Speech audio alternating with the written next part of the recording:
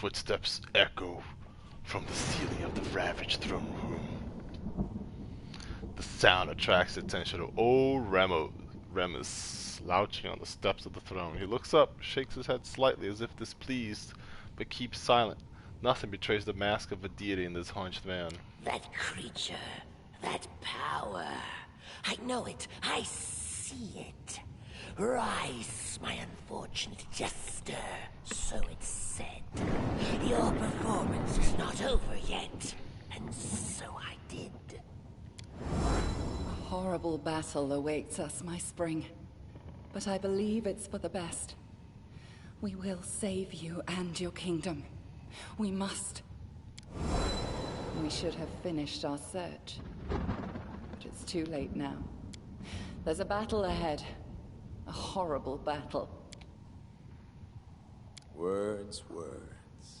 How little value we attach to them, and how much they truly mean. But I've grown tired of words and prophecies. I will no longer predict chaos and death. Instead, I will show them to you, myself. Oh yes, the time has come! The time of fate and curses! Watch it.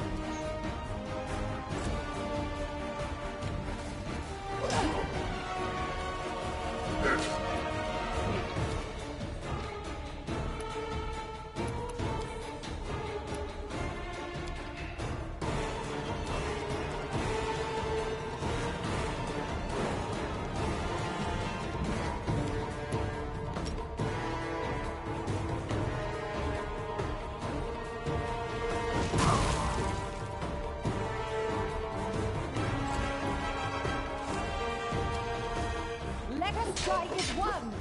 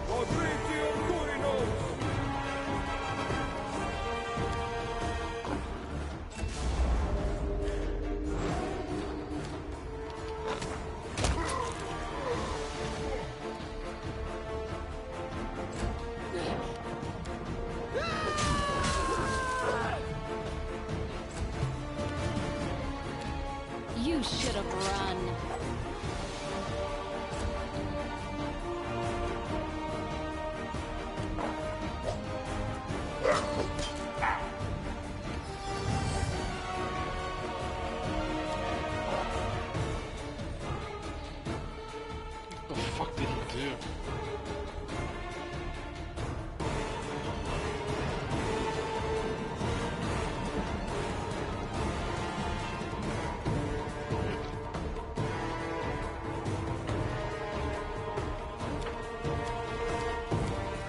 Attack!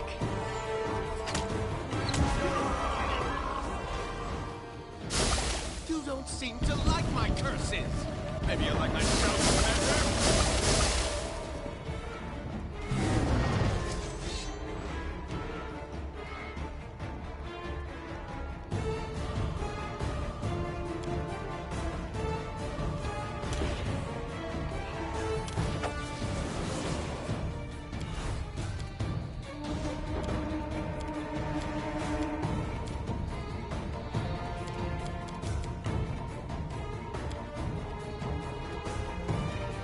Strike!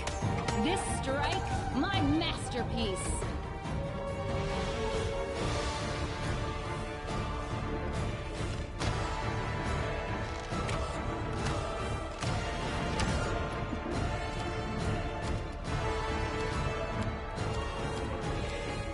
Solid plan.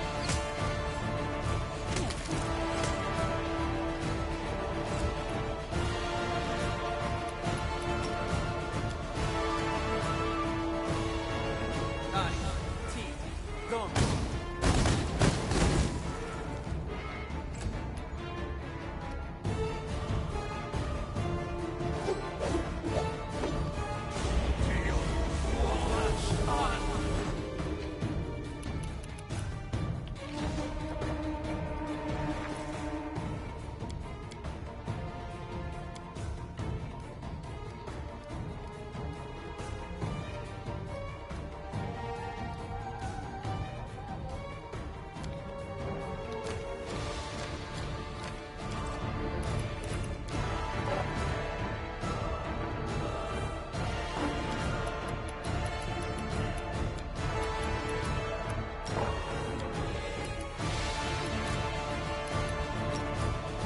I'll try to make this swift.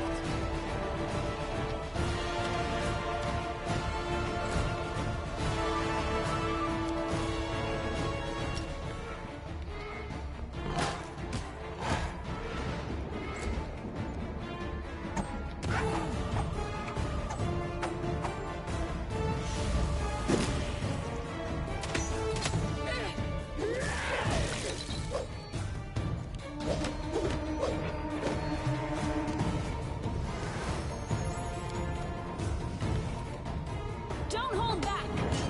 Ha!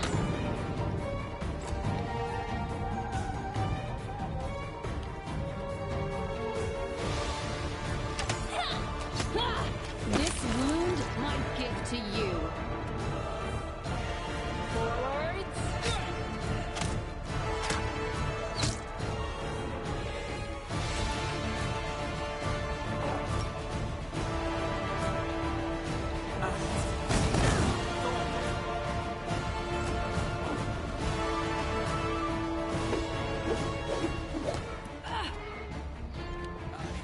Onwards! Go.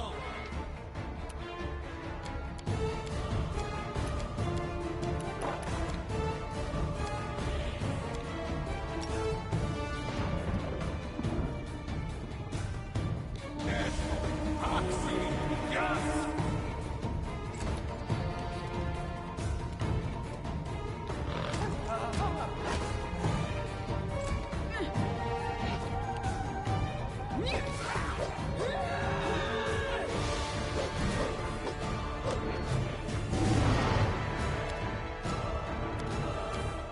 This will hurt.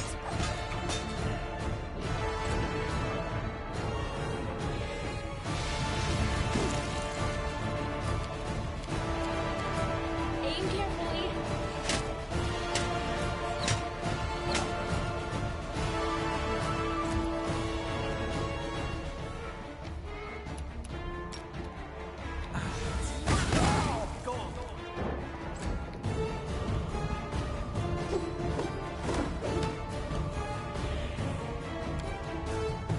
Stay behind me!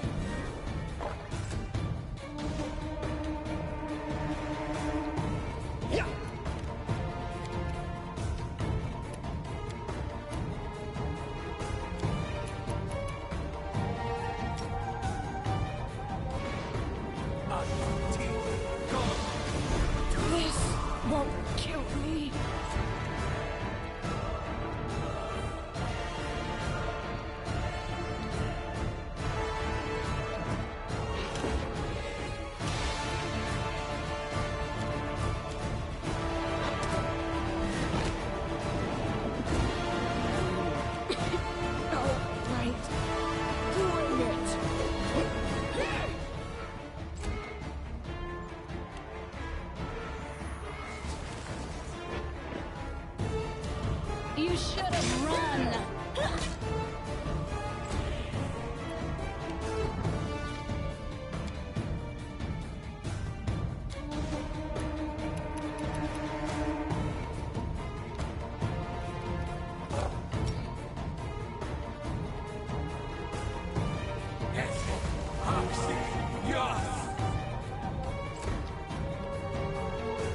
This is bad.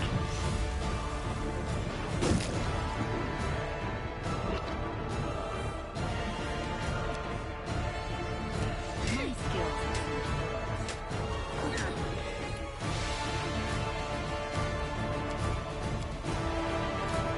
Out of my way!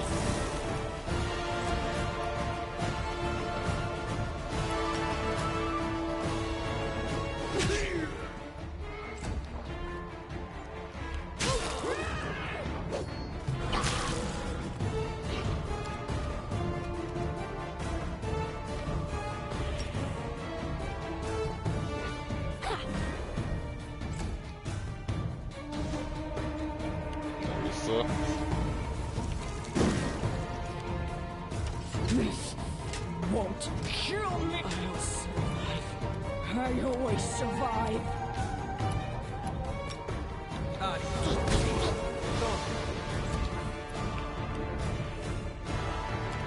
Let us strike as one!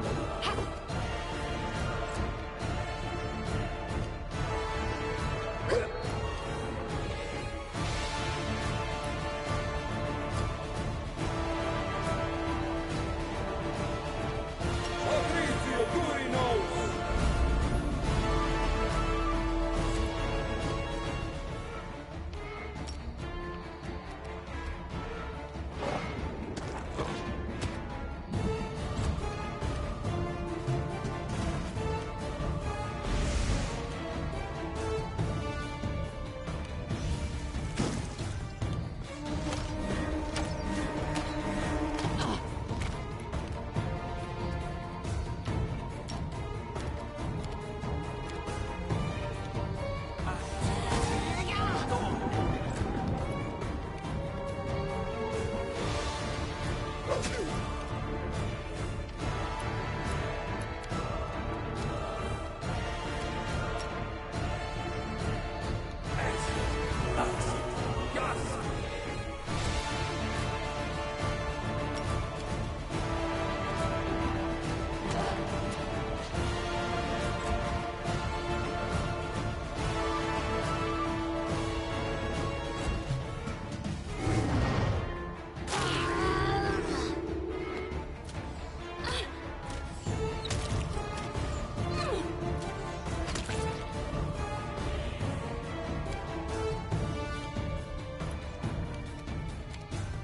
Attack!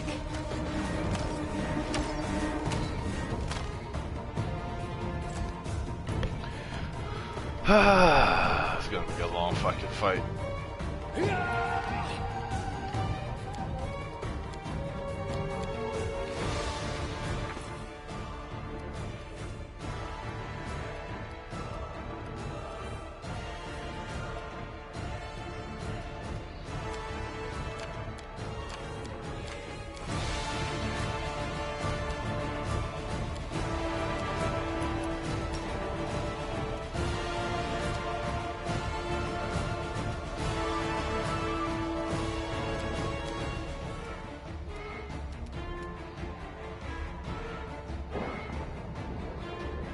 There are other ways to cast this spell.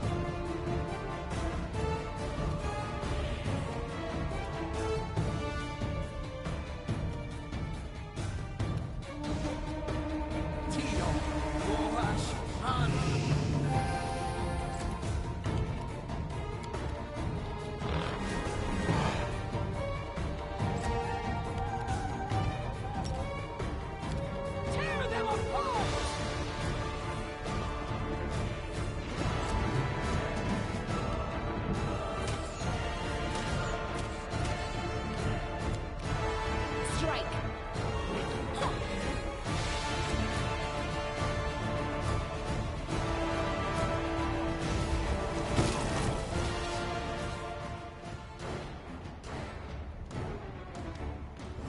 time for laughter is past. It's the hour of hunting and chaos. Fuck.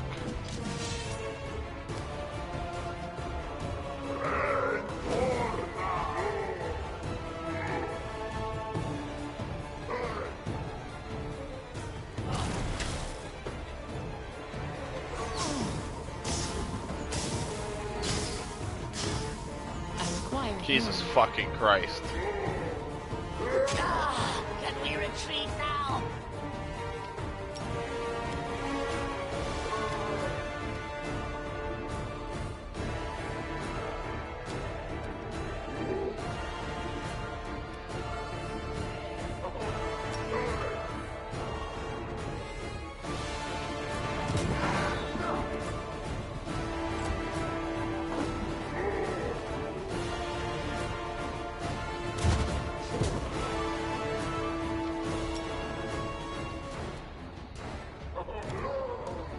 Don't hold back. I'm just gonna go straight for it.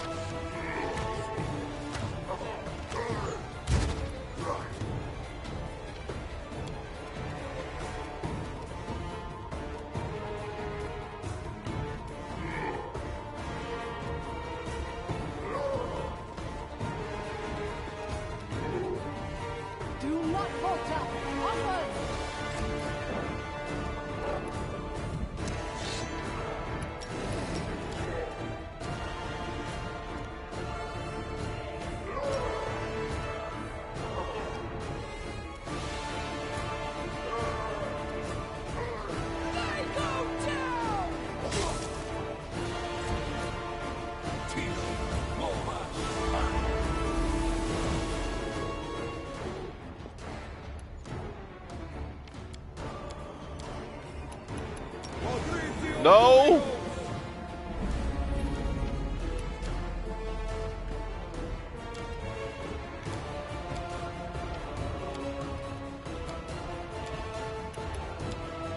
Alright, that might be a lag fail right there.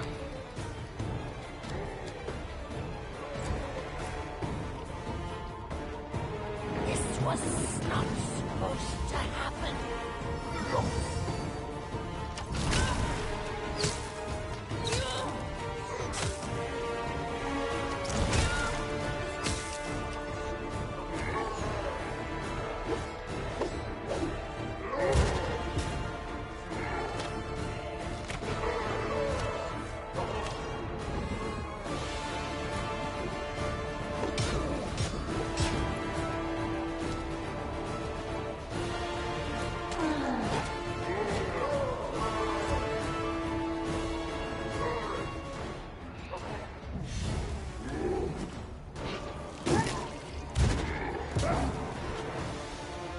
This will hurt.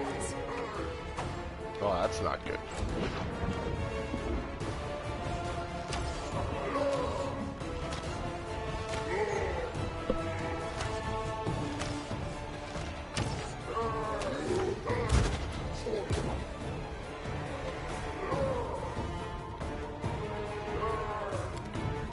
Stay behind me.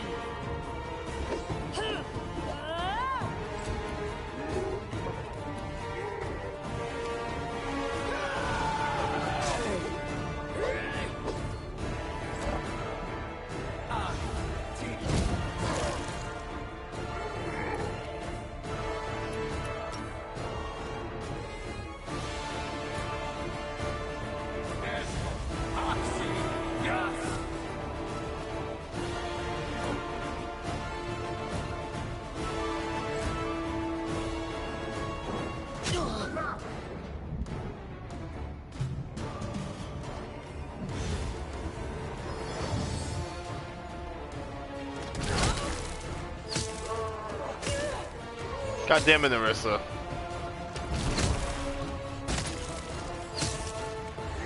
Oh, she did.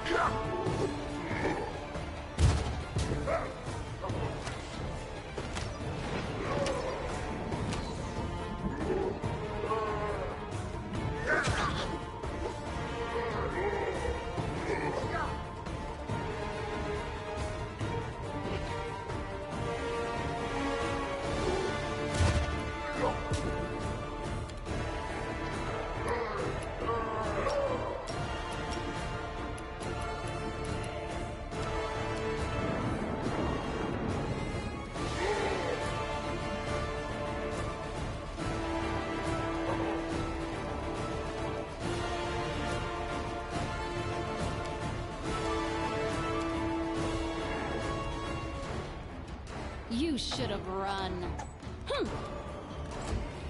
This is gonna end poorly.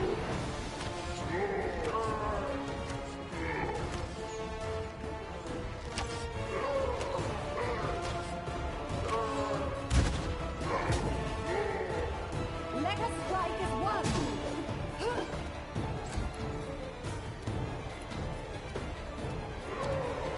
Bring it!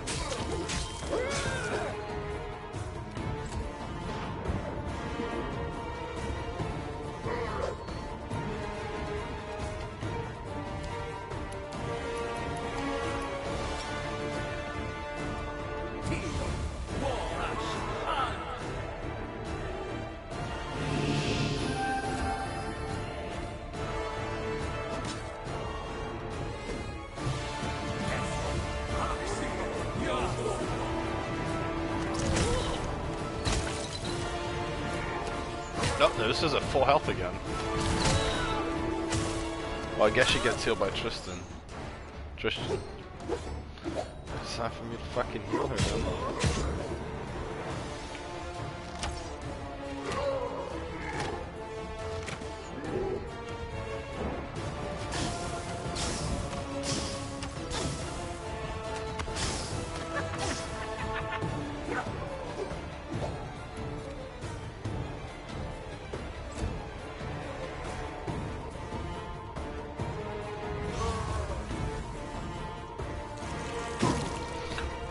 Why you hit?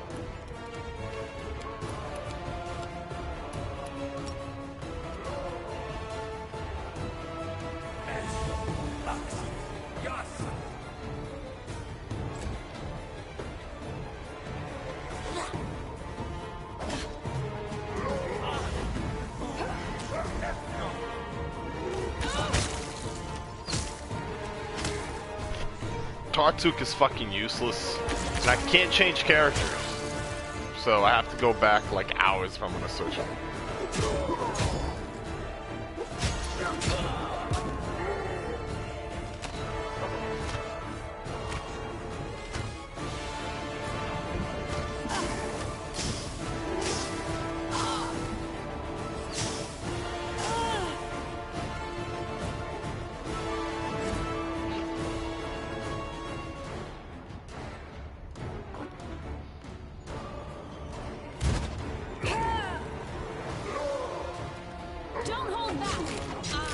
Your end.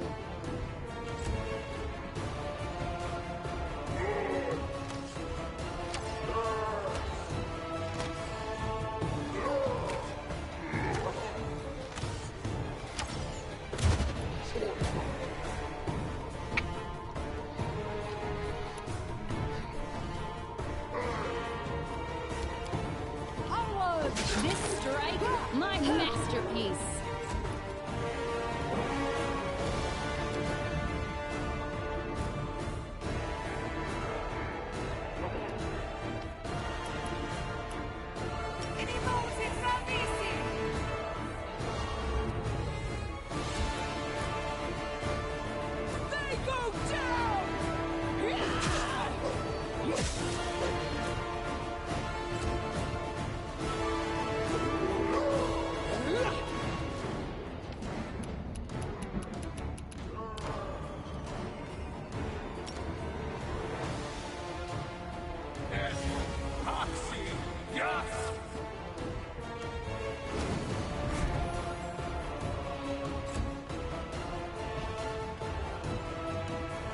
So it's come to this.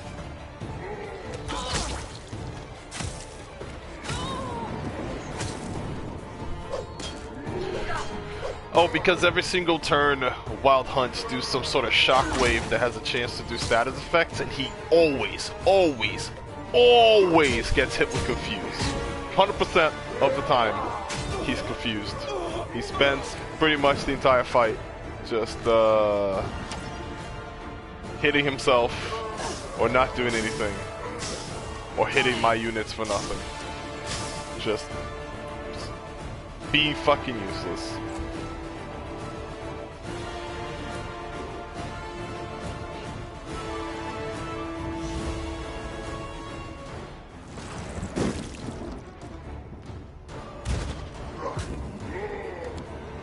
This will hurt.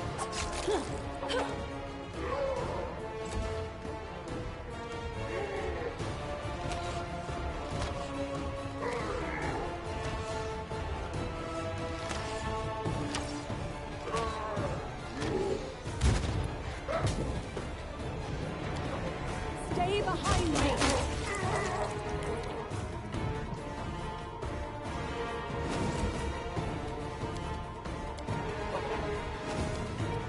A solid plan.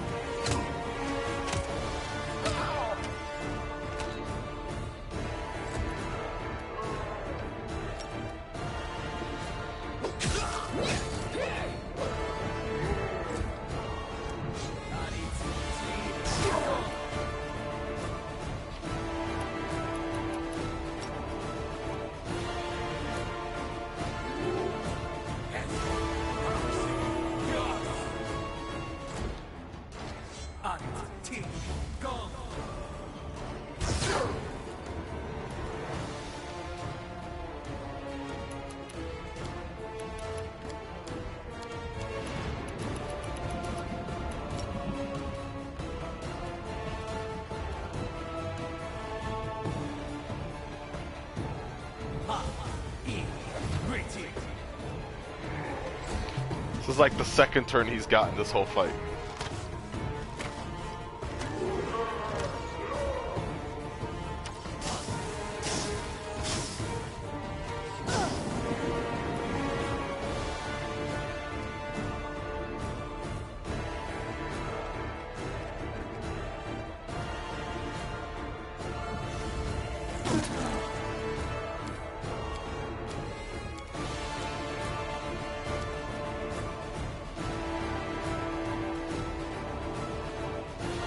You should have run.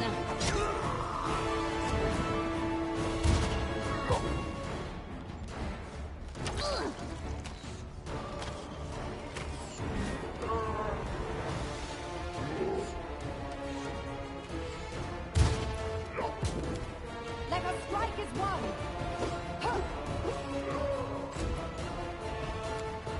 Forwards.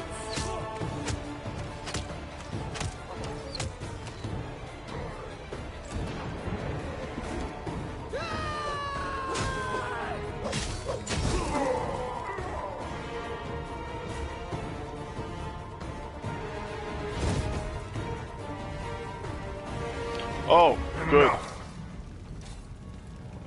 As soon as the Horn King body disappears, the destroyed throne room is flooded with light. The Lantern Kid, his true blazing form, appears in the middle of the room. His furious mask is ringed by fire. The games have ended. Time freezes like a resin, trapping you in the eldest amber light, and this light grows brighter. Rays pass through you, pierce you ruthlessly, bearing your most intimate secret fears and desires. Something inside you resonates with the light of the eldest, your curse. It is like the splinter of an arrow that remains in the wound, a slow weapon crawling towards your heart.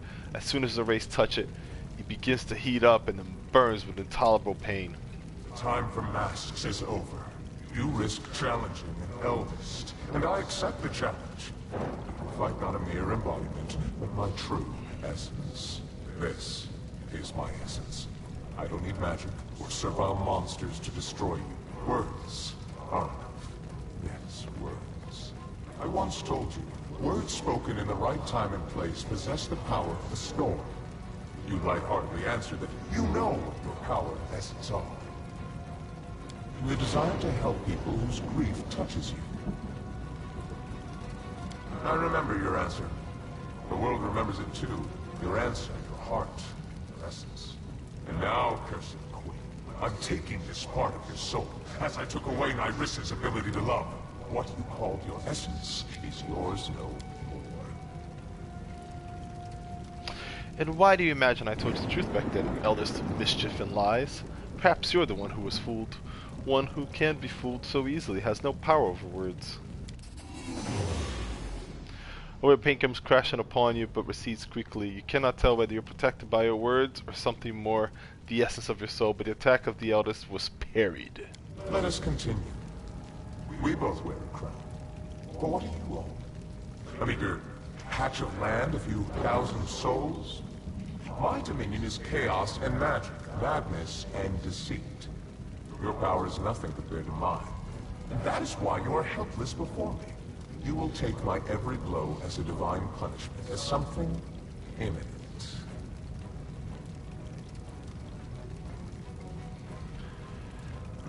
Yet again, you have little time to answer, and this answer is the only thing that can protect you from the eldest's next blow.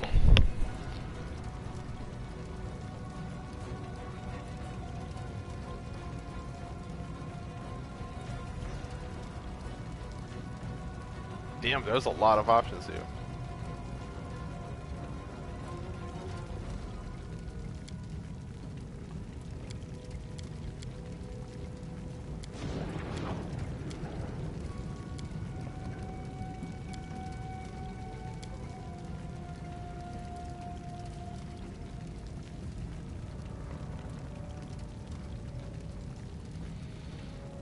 I know enough about divinity to say that you're no deity. Don't try to scare me. You don't possess that sort of power. There's a great power in knowledge. It wraps you in an invisible veil, protects you from the eldest blow. You feel his fury, but you know that is not divine wrath, but the emotion of ancient being mighty, but not almighty. I'm curious what you think of me, cursed queen. Do you see me as a villain or a simple joker?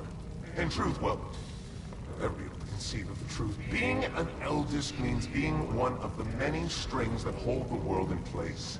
Being an eldest means being such a vast and self-sufficient value that one's equals become strangers and one's inferiors are entirely insignificant. I am an eldest. Laughter, guile, transformation, that's what I am. Being what I am, I will let you feel a modicum of my loneliness. I will take away your pillar of strength.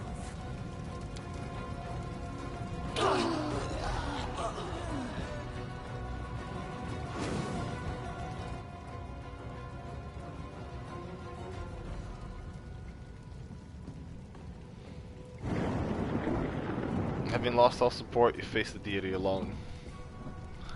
Since silence hangs heavy over the ruined throne.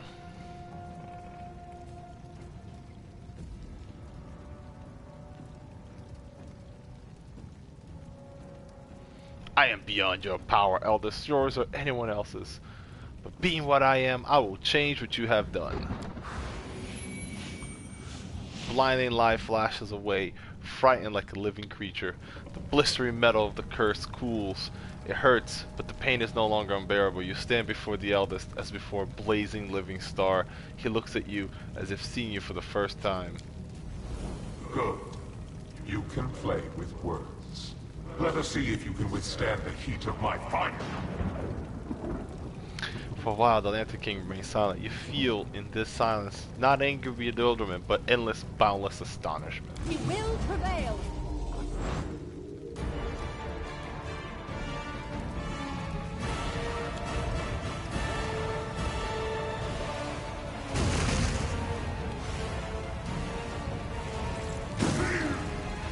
Am I really gonna solo this shit? Is that really the plan? Aim carefully.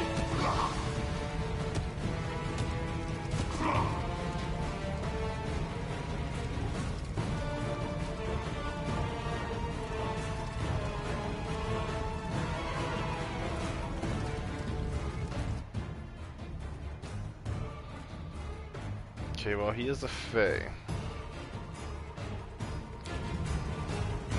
So I'm good there.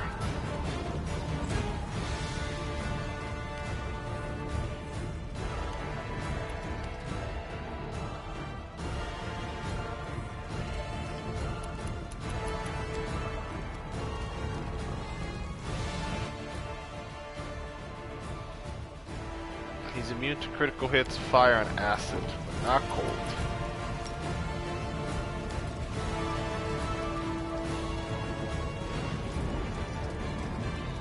It's like Tartuk is the first one to get moving.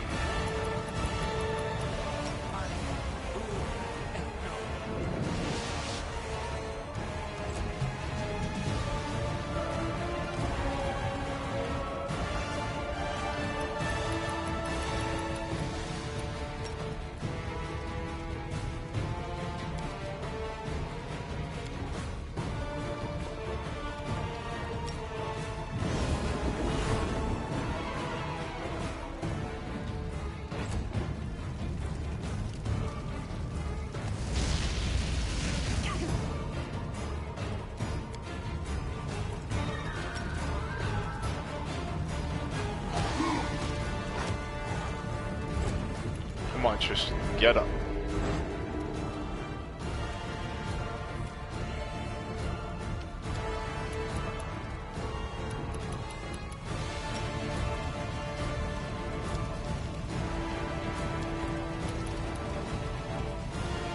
I mean, you mostly have fire spells, so...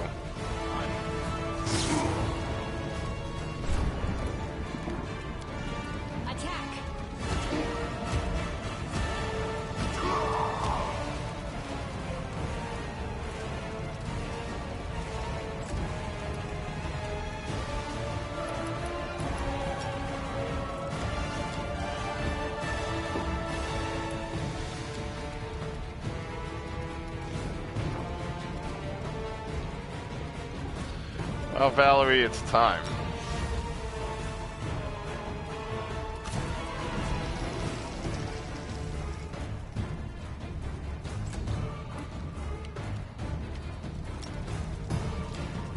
Bring it!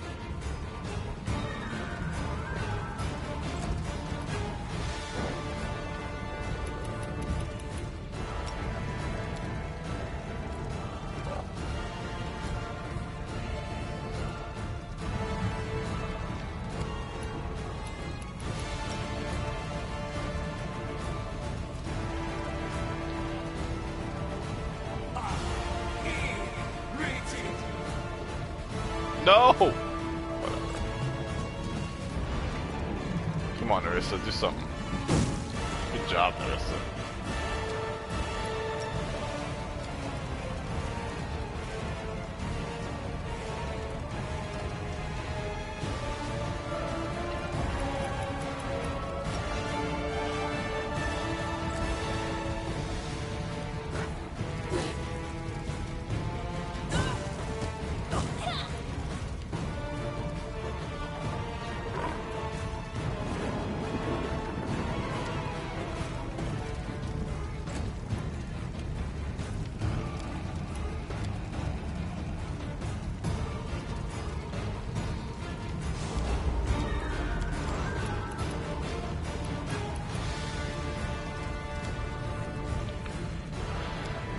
Do I have fire resist somewhere in here?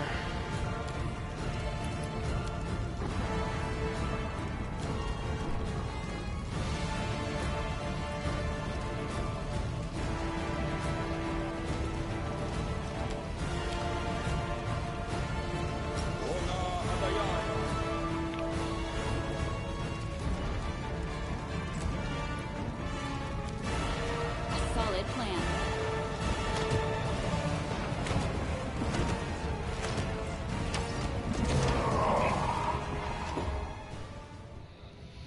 Few have had the chance to see a star die.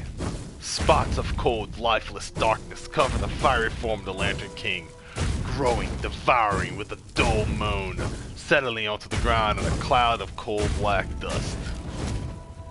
But a moment later, where the eldest crown lay burning, another shining image is born. It grows, glowing into a familiar silhouette wearing a crown. Defeat. What a refreshing feeling. I don't remember sensing it for 1,000 millennia. Lantern King freezes. His light flickers strangely. His mask begins to change with incredible speed. One breath and you're looking upon the horrible grimace of wrath. Another breath, it's replaced with playful astonishment. Another, it's masked of fatherly care. But what's next? How will you end this story? Listen, I know a good end. Elegant and refined. The hero defeats a deity in battle. Impressive, it grants the victor power and immortality. The hero enters the chambers of the deity to become his champion and herald. Eternal, powerful, equally glorified both in the first world and in Galarian. Her kingdom healed from its wounds and flourished under the rule of the immortal champion. A beautiful ending, isn't it? And this legend is yours for the asking. My Spring, I beg you, do not listen. There is poison and evil triumph in his words. We may not be able to kill him, but surrendering now is the greatest mistake we could make. But even so, let wicked fate strike only me. Do you hear me, eldest? Take me, your favorite toy, and let the Queen and her kingdom go in peace. You are so beneficent, Trespasser. I didn't expect to see you like this. I might even accept this sacrifice, but what do you say?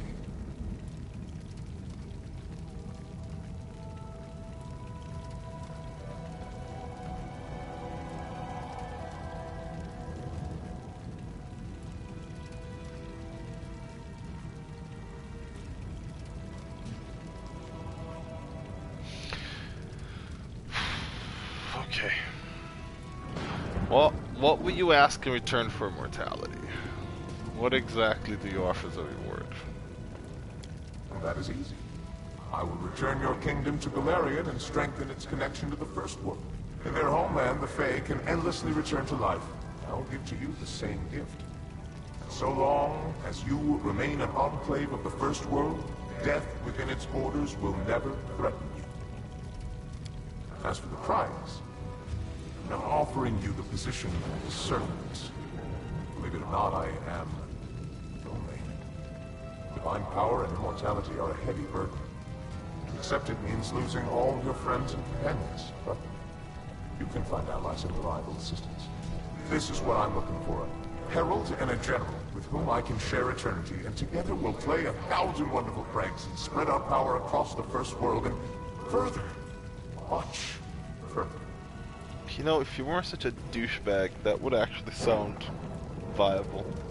Agree to his offer. Now I regret that my heart can love again. The sound of these words wouldn't hurt so much if I'd remained cold. Just asking, Nerissa. Chill. What is that, Trespasser? Don't you want the best for your chosen one? As for you, if she agrees to my offer, you may go wherever you wish. I will not bother you again, if you're smart enough to stay out of my sight. And hers.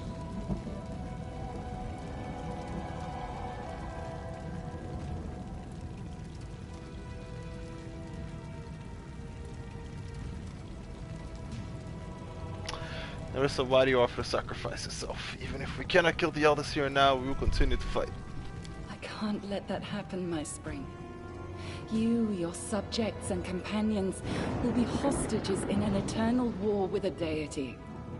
Let him take me instead, and allow you to live.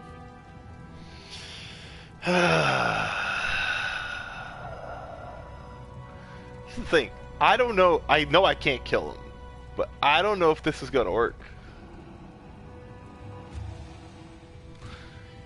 Here's my offer. Lift the curse, return my kingdom to Galarian, and forget we exist, and I'll forget that you exist. After you speak, silence falls, deep as a chasm. Light pours from the eyes of Lantern King's mask, still the mask of paternal care, though you do not mistake this for what lies behind it, lies hidden behind it. So be it. This performance has run its course. It would be unwise to continue. Besides, I have no love of dying, returning to life. My fellow eldest are very good at playing especially intricate pranks at that exact moment. Farewell, my Spring. Let us say goodbye quickly and end this painful moment. I cannot allow you to be harmed. That is why I must remain to the court of the Lantern King. She's going anyways. A safeguard and hostage. I will try to ensure that the eldest's eyes never again stray to your lands. Remember the sad nymph, Nyrissa. Or forget, if you wish. There is but one thing I ask of you. Be happy. Damn it, Nyrissa. You were cursed by my will. By my will, you are now freed from the curse. May shackles be broken, fetters be loosened. What's been stolen will be returned. What's been divided will be made whole again. I say farewell, and release your kingdom to the material plane. Go, be glad of your ordinary mortal life. Forget the gods of the first world. Now they no longer concern you. All because of one knowledge arcana roll that I failed. God damn it. We're gonna have to save her when we play.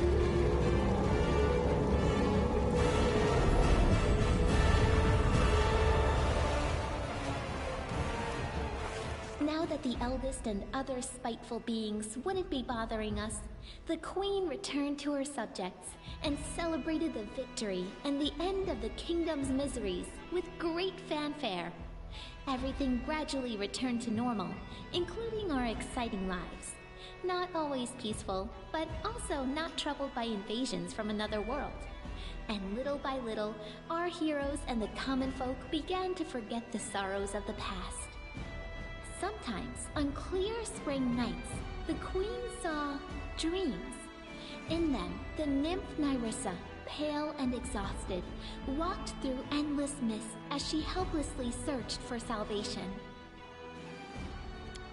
The kingdom built by our heroine became an example for all its neighbors. What else would you expect? The Stolen Lands became the only place where the citizens sincerely toast the health of their ruler. The citizens lived trouble-free, and taxes made it to the treasury without losses. A powerful army guards the peace. Exploration of magic is on par. The temples are flooded with their congregations. And, most importantly, our cultural contributions are at least the equal of Absalom. I'm afraid about the cultural contributions because I don't have a curator right now. It used to be Jethal, she died. Then it became Lindsay, she became a book. Yeah, I got Jethal back, but I haven't put her back in her post, and I wonder if that's gonna affect the ending. Just half a year after the war with the First World, Galt moved its troops to the southern border of the kingdom. Their attack was rebuffed. The enemy state's infantry retreated when the army's wizards brought down rains of fire and magical arrows on the heads of the flabbergasted enemy soldiers. Since then, Galt hasn't risked crossing any borders again, fearing cruel retaliation for further insolence. The Queen's subjects praise her generosity, while citizens of neighboring lands groan from crippling taxes. Citizens of the Stolen Lands have it pretty good.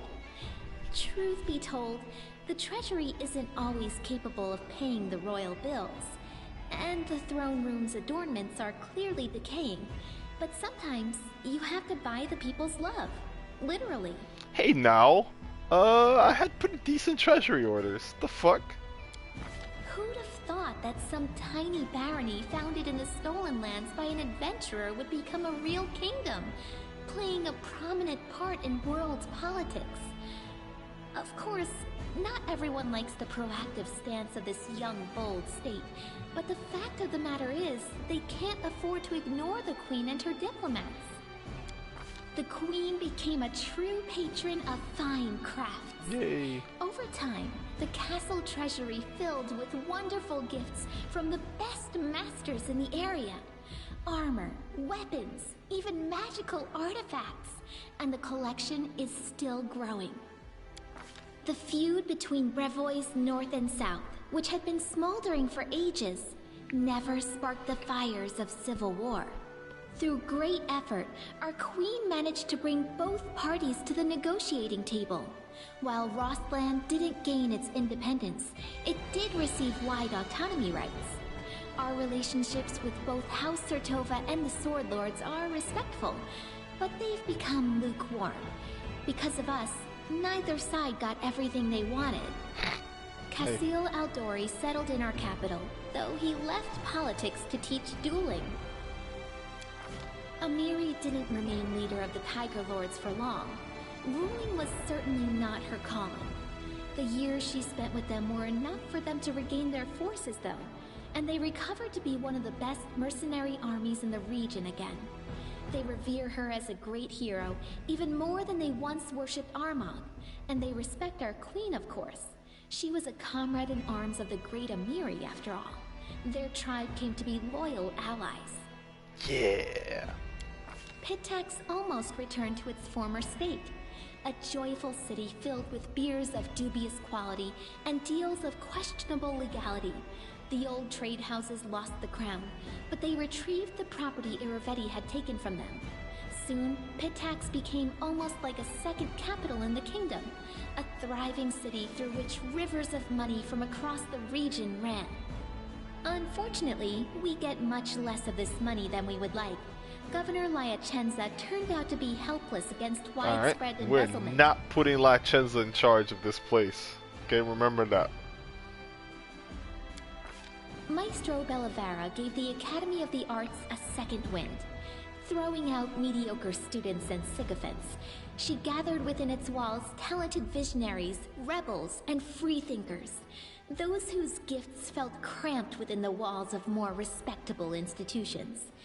She managed to do what Iravetti never could, namely, make the Academy truly famous. Albeit scandalously so. So, what if instead of odes to the Queen, the Academy releases smearing pamphlets and revolutionary leaflets?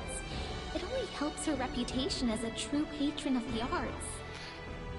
I guess I'm okay with Bellavera running the Academy of Arts.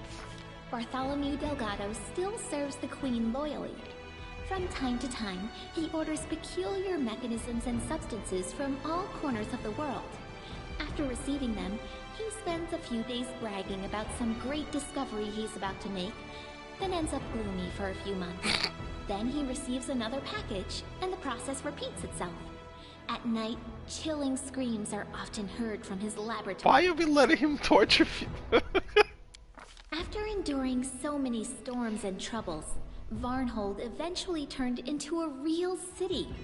Daring settlers decided to conquer the vast, wild expanses of Dunsword, and despite all odds, they succeeded.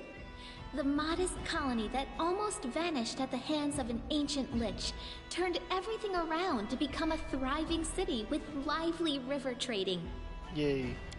Magar Varn didn't stay at the court for long. Having saved some seed money, he left service and organized a new Varnling host together with his general. And this new party of mercenaries has already helped our kingdom more than a few times. We are getting these two married when we play. That's what I've decided. Agay, the Spriggan leader, learned a valuable lesson after surviving his meeting with the Queen and even regaining his tribe's home. Don't try to occupy seemingly empty settlements anymore. Instead, the Spriggans settled across Dunsword's wild borderlands and proclaimed it as their domain. Keeping the peace in a situation like that seems like the stuff of dreams, as evidenced by the occasional lost patrols and stolen cattle. Yeah. Peace reigns in the caves beneath the old sycamore. The kobolds and mites continue to explore the depths and learn simple crafts from each other. Rumor has it, the first mite-kobold wedding even happened not long ago. That said, settlers still aren't rushing to build new homes in the area. Some kind souls even put up warning signs along the roads. Beware, traveler. Steer clear of the old sycamore. Another inscription soon appeared over the sign, though. No keep going treasure ahead honest. I love you, kobolds. You guys are great. Oleg's trading post continues to thrive, attracting even more travelers. Much to its owner's displeasure, a small town is springing up around it. Despite Oleg's grumbling, he and his wife are well regarded by everyone, and Svetlana was even elected town chief. Yeah. Jod remained loyal to the Queen to the end of his days, healing the sick and generously sharing his austere wisdom with anyone who wished to hear it, and some who didn't. Having fulfilled his duty to the ruler, Erastil's priest peacefully departed this world, surrounded by friends and disciples. Tisana, Lamashtu's priestess, didn't remain in the queen's service for long. One night, she just disappeared from the castle and set off for the kingdom's borders, preaching to anyone who would listen and granting the needy the blessing of the Mother of Monsters. Having participated in Lamashtu's ritual, Olika gave birth to a strong and healthy baby. Sadly, the child grew into an unruly and violent adolescent. Having maimed a peer at just 10 years of age, the boy escaped to the Gnarl Marches, fleeing the rage of a mob that tore his mother to pieces instead. No one knows what happened to the lad, but legends of Lamashtu's child, who sometimes kills lost travelers and sometimes leads them to safety, are passed on by word of mouth throughout the area. The hell? Breinhardt became a loyal ally and trade partner of the kingdom, and Darvin himself had been seen as a frequent guest in the capital. The elegant monarch of the neighboring kingdom has broken many hearts at court.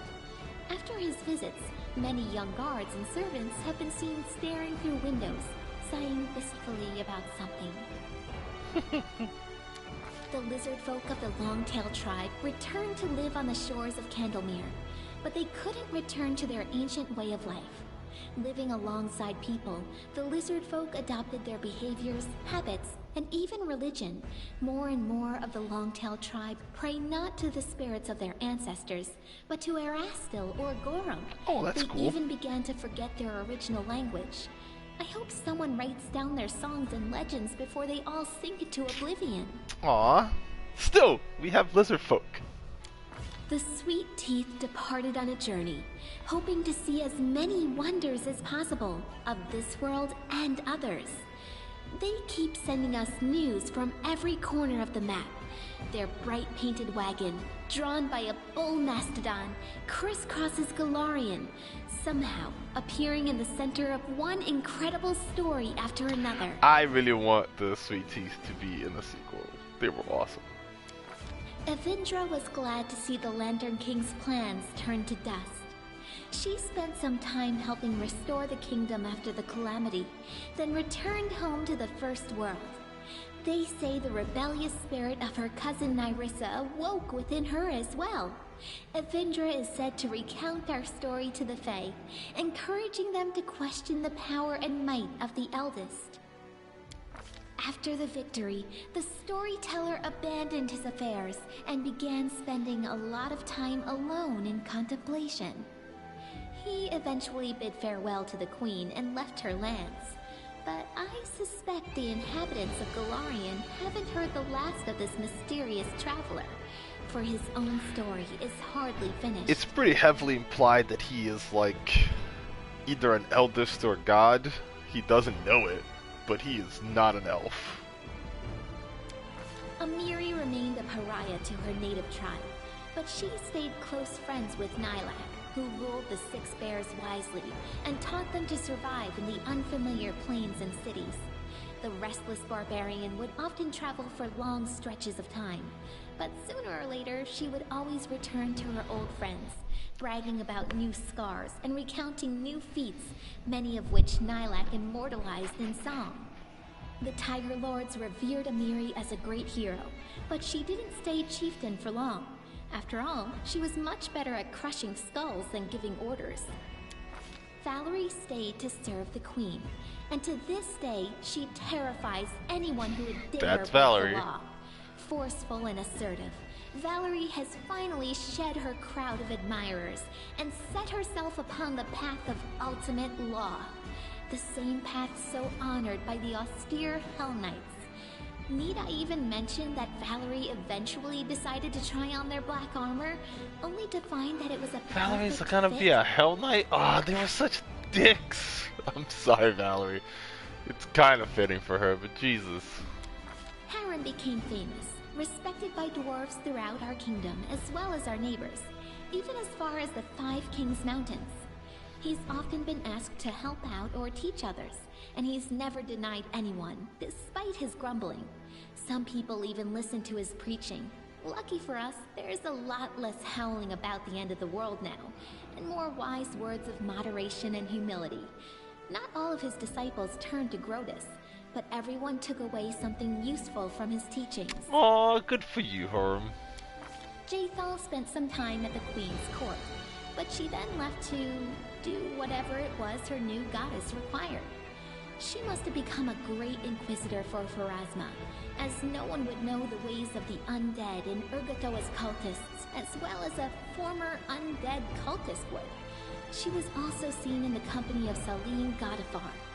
It's unlikely the two became friends, being so different from one another, but it's a known fact that they worked together.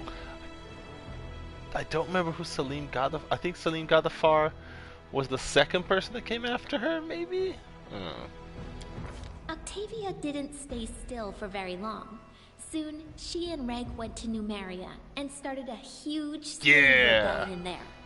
They didn't manage to destroy the Technic League, but to this day, slaves speak their names with admiration, and slavers with terror. Over the course of their journey, the two grew as close as ever, leaving their quarrels and resentments behind. After returning from Numeria, Octavia settled in her mother's house and became the Queen's advisor and loyal companion. Aww. Rigongar left for Numeria with Octavia to start a slave rebellion. Over the journey, he really matured and learned to understand others, as well as how to control his anger. After he returned, he took a position in the Queen's court. Being both formidable and charming, he inspired fear in the hearts of some and lust in others. There are even some rumors that he almost talked Octavia into marrying him, and possibly even continuing the Della Fiorni line. Cute. Once the war was over, Tristan kept his promise to Sarenrae. In the middle of celebrating the Queen's victory, the priest suddenly disappeared in a flash of light, vanishing forever. I hope Sarenrae didn't take the Movonic Diva's memory, so her servant might still remember us and the Stolen Lands. Or if she did, I hope he was at least able to forget everything about the lands in which he endured so much suffering. Aww. Jubilost returned to the life of a traveling explorer, frequently visiting his favorite kingdom. He said so himself. His famous work studying the First World all opened with a dedication to his longtime companion, the Queen. Another name was also mentioned, Tuzi, my guide and inspiration. Admirers would ask Jubilost many times about this mystery lady, but he would only chuckle, hitch his knapsack on his shoulder, and return to storm the vast expanses of the First World once again. As for Knock Knock, apologies, I mean Hero Knock Knock. Damn right.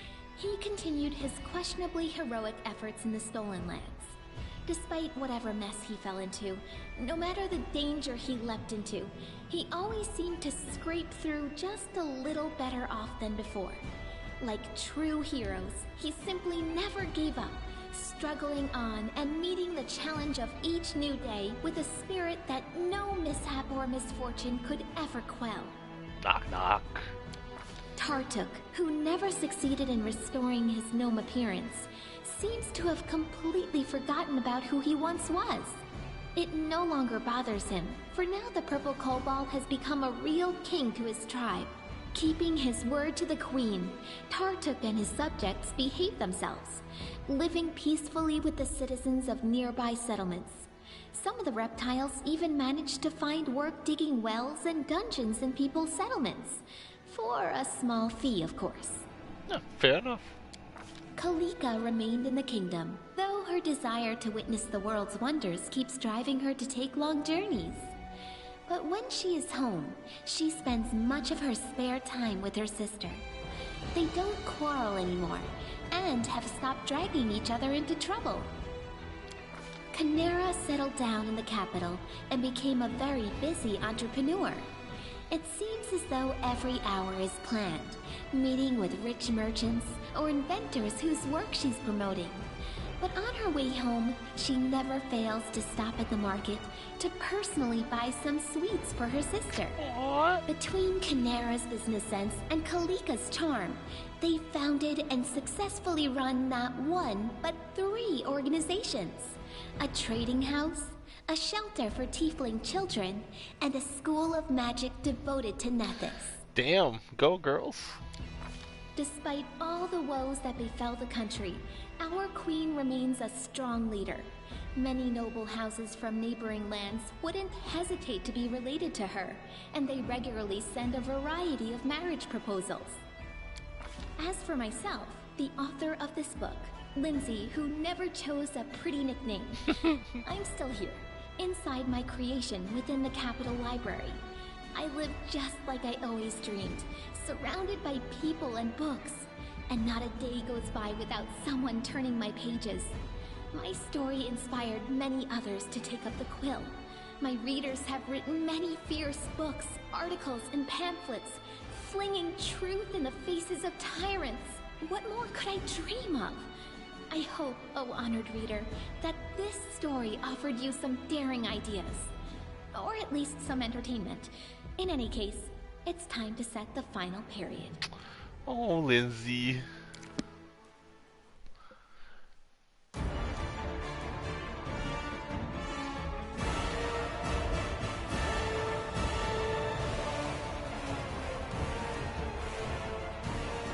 Would have been nice to be able to save you.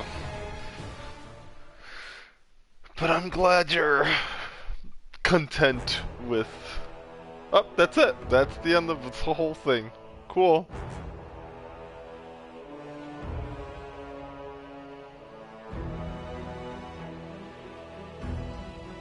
Alright. That's it.